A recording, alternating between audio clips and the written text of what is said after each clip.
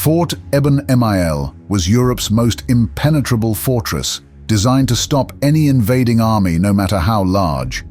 However, on the night of May 10, 1940, Lieutenant Rudolf Witzig wasn't leading an army. Their plan was borderline impossible: land silently on the fortress roof using 9 gliders, breach its gun emplacements and observation domes with recently developed top-secret hollow charges capable of pulverizing 10 meters of steel and concrete, and neutralize the fort's defenders, all within 1 hour. Any delay and Eben-Emael's defenders could crush the mission, along with Germany's plans to invade Belgium and France. As the paratroopers flew over the Dutch border, disaster struck. 2 gliders nearly collided mid-air. Witzig's glider was forced to detach, leaving him and another team behind. 20% of their strength and their commanding officer were gone. The remaining troopers were already in Belgian skies, and the dark, hulking silhouette of Fort Eben-Emael was fast approaching on the horizon. There was no turning back now. In May 1940, Hitler prepared to unleash the war that would decide Europe's fate. His strategy was the audacious Manstein Plan, a gamble that would lure the Allies into Belgium and the Low Countries, tricking them into believing he was repeating the static warfare of World War I. But his true strike was much more devastating. He planned a lightning-fast armored thrust through the dense Ardennes forest that would split the Allies in 2, trapping their forces in Belgium and leaving France exposed. But for the plan to work, one monumental obstacle had to be overcome: Fort Eben-Emael. The most fortified stronghold in Europe, perhaps the world, blocked the critical pathway into Belgium. Eben-Emael was a fortress of nightmares for any invader. Just 15 miles from the German border, it towered over the Wiese Gap, a key corridor for German forces advancing into Belgium. Beyond lay the Gembloux Gap, an open door to central Belgium and ultimately France. The fortress was the lock that secured the entire position fortifié de Liège, a formidable network of forts interspersed with rivers, marshes and hills, creating a wall of natural and man-made defenses. Eben-Emael was the keystone to the entire defense system. Built between 1932 and 1935, specifically to stop a German invasion, the project cost 50 million francs, a fortune for the tiny nation. It spanned an area equivalent to 70 football fields, its arrowhead shape piercing toward Germany. The fortress had the firepower of a small army, 16 gun emplacements, including rotating turrets armed with 120mm cannons capable of annihilating targets 7 miles away. Other positions, equipped with 75mm guns, ensured no path was safe. Underground, 5 miles of tunnels linked barracks, command centers, and ammunition depots. Its surface bristled with 7 blockhouses, 6 concrete casemates, anti-tank guns, and observation domes. Manned by 1,200 soldiers and stocked with enough supplies to endure months of siege, Eben-Emael was designed to be impenetrable. Its defenders had one task: hold the fort and buy the Allies enough time to crush any German advance. For Hitler, it was a nightmare. A siege would sap all momentum from his blitzkrieg. Weeks, possibly months, could be lost as the Allies consolidated their position. Eben-Emael was built to do precisely that: stall and bleed an invader dry. Yet for all its strength, the fortress had one fatal flaw, one its architects never anticipated. Eben-Emael was vulnerable from above. The Belgians, confident in their 12-meter reinforced concrete walls, hadn't accounted for the unthinkable: an airborne assault. There were no mines, no barbed wire, few anti-aircraft guns. The garrison was ready for an army marching on its gates, not for paratroopers landing on its roof. Hitler's gamble now rested on exploiting that single oversight. Taking Fort Eben-Emael in a surprise paratrooper assault, required nothing short of a perfectly synchronized masterpiece of military precision. The assault wasn't limited to the fortress alone. 3 critical road bridges over the Albert Canal had to be captured simultaneously. Each of these bridges was a vital artery for the German advance into Belgium, and each was wired for demolition by the Belgians. The plan demanded absolute coordination. Any failure would doom the operation and compromise the entire blitzkrieg strategy. The task was divided among 4 assault groups. Sturmgruppe Stahl or Steel would take the Veldwezelt Bridge. Sturmgruppe Beton or Concrete would attack the Vroenhoven Bridge. Sturmgruppe Eisen or Iron targeted the bridge at Canne. The 4th group, Sturmgruppe Granit or Granite, with 87 men, would attack the fortress itself, neutralizing its defenses. In total, 420 elite Fallschirmjäger and 42 glider pilots, led by Captain Walter Koch, were tasked with this high-risk operation. The key was speed, an unrelenting blitz to overwhelm Belgian defenders before they could react. Junkers Ju-87 Stuka dive bombers were assigned to provide close air support, while paratroopers would land 40 minutes after the gliders, bolstering the assault. Artillery support from the German 6th Army's 4th Panzer Division would follow. For Sturmgruppe Granit, timing was everything. They had less than an hour to crush every single gun in that massive fortress. If they failed, the Belgians would regroup and stop the assault by leveraging their larger numbers. The Granite Force, led by First Lieutenant Rudolf Witzig, represented Germany's first true special forces. These men were trained in utter secrecy for 6 months at Brandenburg, near Berlin. They were pioneers of unconventional warfare, masters of firearms, night operations, parachuting, survival, and even tram driving, a skill meant for urban combat. Their training environment was extreme. No mail, no visitors, no leave. They didn't even know their target until after the mission began. 2 soldiers caught discussing the operation indiscreetly were court-martialed and sentenced to capital punishment within hours. To execute their task, the Granite Assault Group relied on a revolutionary invention, the hollow charge explosive. Developed by German engineers, this cutting-edge weapon created a plasma jet capable of penetrating nearly 10 inches of steel or 14 inches of reinforced concrete. Without this technology, breaching Eben-Emael's reinforced defenses would have been impossible and would have never been attempted. 2 full-dress rehearsals revealed a critical flaw.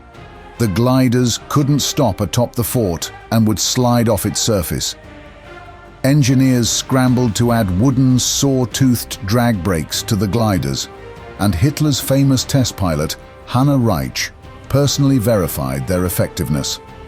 At midnight on May 9, 1940, Oberkommando des Heeres issued the order to invade Belgium. By 12:40 a.m., Captain Koch got the signal, and by 3 a.m., the men were awake, ready to embark on one of the most audacious assaults in military history. The assault began under the glow of blue searchlights and bonfires placed 20 kilometers apart, guiding the gliders to the Dutch border at an altitude of 8,500 feet. But chaos threw months of careful planning on its head almost immediately. Lieutenant Witzig's glider was cast loose prematurely after a near mid-air collision, reducing Sturmgruppe Granit's strength by 20% before even reaching the fort. But there was no turning back. The full-fledged invasion of Belgium had begun, and the assault was already in motion. A strong tailwind forced the Junkers to tow the gliders over Dutch airspace, compromising the stealth approach. Finally, at 5:10 a.m., the gliders were released.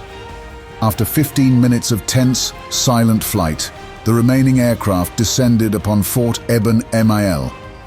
The moment of reckoning had arrived. The Dutch and Belgian forces had detected the rumble of German armor along the border hours earlier than Hitler had anticipated. At 12:32 a.m., Fort Eben-Emael's commander, Major Jotrin received an alert from Headquarters 3rd Corps. It was a nightmare scenario. His garrison was at its most vulnerable. Of the fort's 1,200-man force, 233 soldiers were stationed 4 miles away in the village of Wonk, ready to be summoned only if the fort fired 20 blank rounds from its main guns. Worse still, many of the remaining men were suffering from respiratory infections after week-long stints in the fortress's dust-filled tunnels.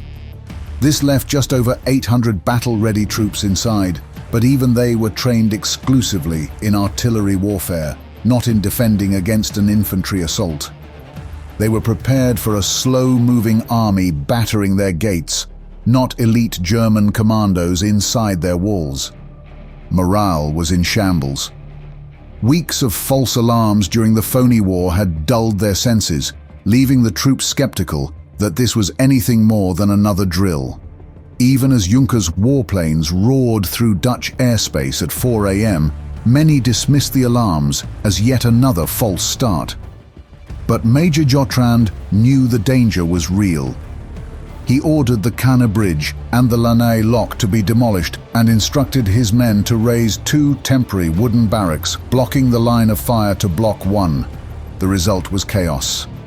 Jotrin sent experienced gun crews to demolish the barracks, leaving inexperienced soldiers manning the fort's vital artillery. These replacements, unfamiliar with the fort's procedures, failed to fire the blank rounds to summon reinforcements from Wonk. The crucial 233 troops stayed behind, unaware that the battle had begun. At 5:15 a.m., reports came in of unidentified aircraft over Maastricht. Jotrin desperately ordered his machine gun and anti-aircraft crews to prepare to counter any airborne attack, but the gliders were already closing in. By 5:25 a.m., the first gliders skidded to a halt atop the fortress. Machine gun fire erupted, but the defenders, panicked and inexperienced, struggled to track the swift, dramatic landings. Within moments, 2 machine guns jammed, leaving the attackers with a clear advantage. Simultaneously, gliders descended upon the 3 Albert Canal bridges, securing vital crossing points as Eben-Emael reeled. By 5:35 a.m., the German ground offensive had begun in full force, and the defenders' worst fears were realized. The enemy wasn't battering the gates, they were already inside. As the gliders touched down atop Eben-Emael, 71 German paratroopers fanned out with ruthless efficiency, now under the command of Sergeant Helmut Wenzel. At the south end of the fort, Sergeant Erwin Haug's section struck first, capturing machine gun positions with startling speed. One glider landed so close to a machine gun pit that it ripped a gun clean from its emplacement. Sergeant Karl-Heinz Lange led a fierce charge, hurling a stick grenade into the second pit, taking the life of 1 Belgian and capturing 2 others. To the north, Sergeant Karl Unger's section landed within 30 meters of their target. Kupol Nord, the fort's most powerful cupola. Inside, the Belgian defenders scrambled to prepare canister rounds, but none were ready. It was a catastrophic oversight. On the surface, 2 Germans placed a 26-pound shaped charge atop the cupola. The explosion twisted the massive guns, severed control cables, and left the fortification inoperable. Survivors fled below, barricading the stairs with steel beams and sandbags. Elsewhere, Sergeant Hans Niedermeyer's section stormed the Maastricht 2 casemate, landing in the open ground between Maastricht 2 and Kupol 120. Observers in a small post atop Maastricht 2 spotted the Germans too late, just as legs in enemy uniforms appeared on their roof. A well-placed charge silenced the post in a shower of splinters. Nearby, Sergeant Peter Arendt's section attacked Maastricht 1, obliterating a 75mm gun with a shaped charge before forcing defenders to retreat to the intermediate level. A bundle of grenades dropped down an elevator shaft and sealed their escape. By 6:30 a.m., Lieutenant Rudolf Witzig finally arrived in a commandeered aircraft and took command. His focus turned to Kupol 120, still operational. At 6:45 a.m., he ordered a bold attack, advancing behind Belgian prisoners to place a 121-pound hollow charge on the left-hand gun. Although the charge failed to penetrate, the Germans believed the cupola neutralized and moved on to Block 2. However, the Belgians reoccupied Coupole 120, donning gas masks to endure the toxic fumes from earlier explosions, and resumed firing. In a bizarre moment, a drunken German soldier, Sergeant Ernst Grechser, mounted the gun like a bronco, only to be furiously reprimanded by Wenzel, who swiftly placed more charges into the barrels. In less than 20 minutes, the German paratroopers crippled 9 positions, destroying 7 armored observation domes and disabling 9 75mm guns. The fortress's firepower was subdued, but now they had to keep it that way. As the hours dragged on, the Germans' situation deteriorated. Exhausted and parched, Witzig's assault group had not been relieved as planned. Ammunition and water were running dangerously low. The surrounding Belgian fortresses began shelling Eben-Emael, lobbing 1,200 rounds onto its surface to dislodge the invaders. The Germans held on, but their grip was slipping. Relief came at 4 a.m. the following day when Pioneer Battalion 51 crossed the Albert Canal and targeted Block 2. A devastating flamethrower attack forced defenders inside to retreat, and a 110-pound charge blasted through an embrasure, taking the life of 1 Belgian gunner and wounding 6 others. By 7 a.m., the pioneers had scaled the fort's slope, linking up with Witzig's men. At 8:30 a.m., Witzig handed control of the captured positions to the reinforcements. Inside the fort, the situation for the defenders grew dire. Poisonous fumes from explosions seeped through the ventilation system and morale plummeted. At 11:45 a.m., Major Jotrand prepared to surrender. A bugler, Verviers, and Captain Vamek emerged from Block 1 with a white sheet tied to a broom handle, crossing the retractable bridge to negotiate the fort's capitulation. As firing ceased, chaos unfolded. The garrison of 780 men poured out behind Vamek, hands raised in surrender. No one had pulled the bridge back, and the line of despondent prisoners stretched for a mile. The Belgians had suffered 21 losses and 145 wounded, and the survivors were sent to German camps, held in total isolation. The fall of Eben-Emael was a watershed moment in military history. It proved that even the most formidable fortress on Earth could quickly fall to speed, surprise, and careful planning. The success of the glider assault and the pioneering use of shaped charges marked the dawn of a new era where special forces and airborne operations would redefine the future of warfare.